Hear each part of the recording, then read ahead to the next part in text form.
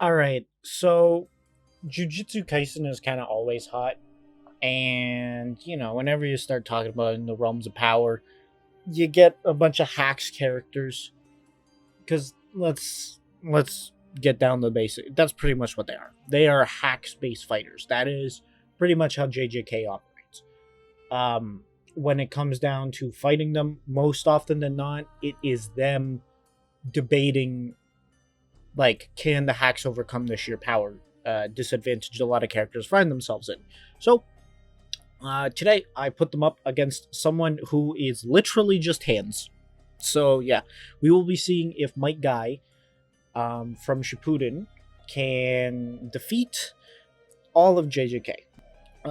Let's start off with JJK verse. However, so starting off, for the mid tiers and even the low tiers, we could all scale them to Hakari, who was able to dodge that lightning bolt, which was calced at, a wide range, but let's give them the benefit of the doubt and say 600, Mach 600, right? It is not that exact number, but let's round it up. Getting into the high tiers, however, we do get a substantial amount faster, and that is thanks to Sukuna dodging radio waves, and this calcs to around 2.1 times the speed of light. So FTL, and putting up characters who should scale to that. That should be Sukuna, obviously, Gojo, Maki, I want to say, Yuta, and all the designated characters who are attacking Sukuna right now, or failing to attack Sukuna, I mean. Anyway, so, yep. But now getting into a more controversial stat, let's get into attack potency / durability.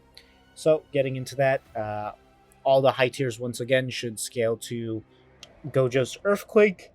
This Earthquake has a low end of mountain level. However, the high end does get them to country level, which is quite impressive. Now, obviously, I do need to bring up Sukuna and Gojo in particular have ways of bypassing conventional durability with, for example, Hallowed Purple, and Sukuna with his like infinite slash thing. So that should mean that, well, simply put, though they can hit much harder, and they should be able to one shot most things within their bracket, or even a little bit above. Now, let's move on to Might Guy. So, how fast is Might Guy? I should obviously be speed of light, just as a standard Jonin. We know this from the fact that multiple Jonin have the ability to either move or produce attacks at the speed of light. However, if you scale him to Killer B, he has a very interesting calculation where he moves at 113 times the speed of light in order to intercept the Raikage. Now, both of those are acceptable. However, it's safe to say that he will be massively faster than light, as I stated, price form alone should be the speed of light, stacking on the many multipliers of the 8 gates. We'll put him at that tier. Now, moving on. Once again, thanks to his multiple gates, we have multiple ways of dealing with his attack potency. So, first off, you have Island level. This is the low end of the Biju. Then, next is multi-continental. Anywhere from country to multi-continental, thanks again to the higher balls of the Biju. However, in his 8th gate, he should scale above Jubito, and he should scale to Madara. Jubito literally has a moon feat, in which creating the God Tree would take moon level energy. And on top of that, there is the statement that Madara the Nine Tails can turn the world to ash, and Might Guy in the 8th gate would be above that, as he is fighting Ten Tails Jinchuriki users. On top of that, the Ten Tails has been stated to have the ability, or have the similar chakra output to a small planet, meaning that Might Guy in the 8th gate should at the low end be moon level, and at the high end be planetary. And apart from that, that's pretty much Guy's entire arsenal. mostly standard kicks. However, he can create shockwaves and manipulate air without the use of chakra, just through sheer pressure, such as the Hirudora being the main example of this, obviously creating an explosive wind force, which is extremely potent and able to completely overwhelm other users. On top of that, he does carry nunchucks on him, which can be used to throw off opponents. However, it's not really necessarily major enough for them to contribute much in this fight. Anyway, let's move on. So, without further ado, let's finally get into the fight I have been talking about and dropping little hints. And if you guys have been paying attention to the stats, it's not really close. See, Guy not only hits harder and is faster, but he also has easy ways to deal with all of his opponents. Because simply put, you do need to be able to hit your opponent. And I know, I can already hear people talking about Infinity. And yes, Infinity is very good. We have seen before that Gojo's Infinity does not block shockwaves, meaning that Guy's Daytime Tiger or Hirudora would most likely kill Gojo. And even if it was able to nullify it to some extent, if more than one gets off, Gojo is dying. Now, you could make the argument that Gojo can completely stop air moving into his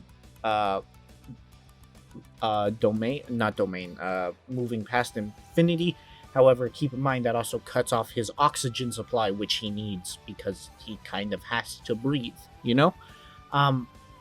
But nevertheless, it does mean that Guy has a way to bypass Gojo's durability, or infinite durability, I should say, meaning that he will be able to kill Gojo. And here's the thing, everyone else is kind of going to die in one hit because they're literally going to get one punched, and this is in almost any form of, or later form of Guy, meaning that it really doesn't look good for them, especially since while Sukuna can regenerate, well, so can Kisame, and we saw what Guy did to him as well. Meaning that if they completely get vaporized, which there is a high probability they won't be able to come back from that, on top of that, their hacks, while really effective, need to get off. For example, Gojo and Sukuna's, both of their domains would naturally cause a lot of casualties, and there's a good chance that if they were to alert the others, then Guy would obviously not be an idiot and get out of the way. However, the thing we have to realize is that Guy moves so much faster than them that if they attempt to cast a domain, Guy might be able to speed blitz out of it. Now, I'm not trying to say that they have no way of winning, but I'm just saying that most likely they will lose. And I have to say that this battle is not close. Anywho, I did hear some recent talks about JJK getting some new scaling. Obviously, the manga is still continuing. Actually, technically, both of these are thanks to Boruto, but we don't really talk about him. Anyway, I'm glad that all of you could take the time out of your day to hang out with me and talk about this matchup. If you guys want to talk about anything in the comments below, be civil about it, and have a good day. See you later, folks.